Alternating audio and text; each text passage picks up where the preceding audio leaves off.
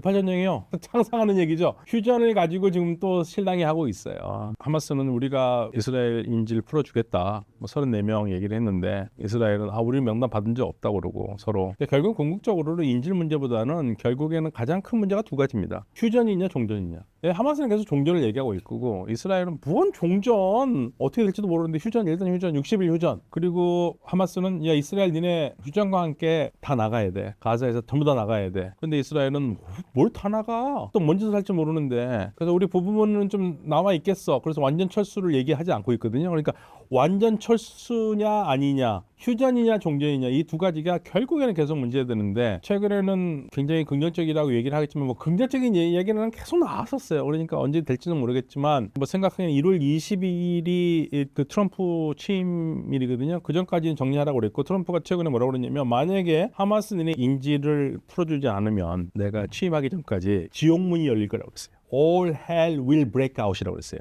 그거는 누구한테도 좋지 않을 거다. 그러니까 내가 취임하기 전에 인질 풀어. 인질 푼다는 얘기는 이제 뭐 휴전이 된다는 얘기잖아요. 그런 상황이에요. 이스라엘 행부는 트럼프의 지원을 계속 할 것 같기는 해요. 전부 다들 1기 때 생각하면 트럼프가 이스라엘과 굉장히 친했고 그러니까 2기 때도 친하지 않겠느냐 계속 얘기를 하고 있고 트럼프한테도 계속 그런 질문을 많이 하죠. 그래서 네타냐후를 믿느냐, 네타냐후 총리를 믿느냐 그랬더니 뭐 트럼프 당선자가 뭐라 그러냐면 난 누구도 믿지 않는다고 얘기를 하고 있거든요.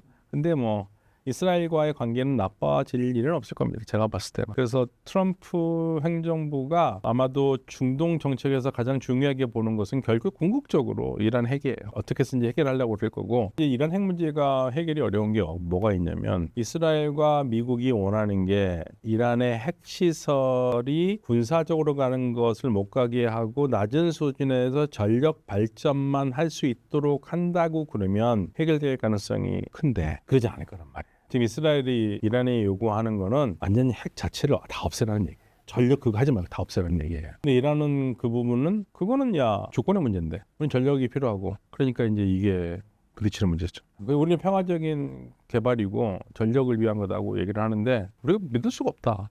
니네가 뭔 짓을 할지 믿을 수가 없으니까 다 제거하라는 거고.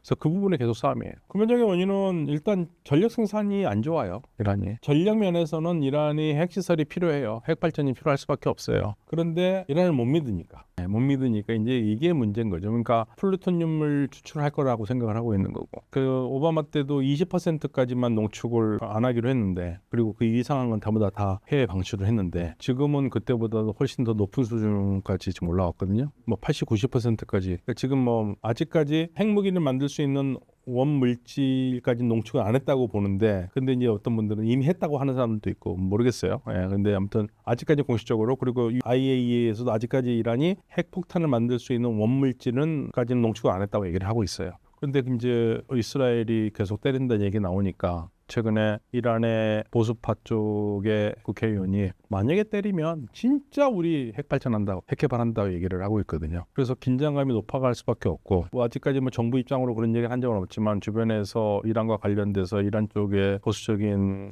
인사들은 만약에 이스라엘이나 미국이 이란의 핵시설을 때린다면 우리도 가만히 있지 않겠다. 그러니까 우리도 그러면 주변의 국가들 시설 때리겠다. 주변 국가들은 산유국들이잖아요. 가스 시설, 석유 시설을 때리겠다. 그러면 이거는 전 세계에 미치는 파장이 엄청나게 크거든요. 그러니까 이제 주변 나라들도 또악하잖아요. 그래서 이제 주변 나라들은 계속적으로 지금 바이든한테도 계속적으로 우리나라에 있는 미군 기지에서 전투기가 떠서 이란을 때리지 못하도록 안 된다고 계속 얘기를 하고 있는 거고. 자칫 잘못하면 이란의 핵시설을 때린다고 했다가 중동 전체가 불바다가 돼서 다시 세계 경제가 불바다가 될 가능성이 있지 않습니까? 이게 걱정스러운 부분이죠. 그래서 우리는 지금 걱정스러운 게 이란을 둘러싼 긴장 관계가 높아져서 이쪽에서 조금이라도 위기가 발생을 하면 우리는 석유 수입의 70%를 이쪽 지역에서 오는데 우리 경제 망가질 건 뻔하고 시리아는 또 이 이상한 애들이 정권을 잡긴 했지만 얘네들이 더 이상해가지고 북한하고 계속 뭘 하겠다 그러면 이건 우리한테도 안 좋고 우리 여러 가지로 지금 중동이 머리 아픈 상황이에요. 하나는 국가 안보 또 하나는 국가 경제 안보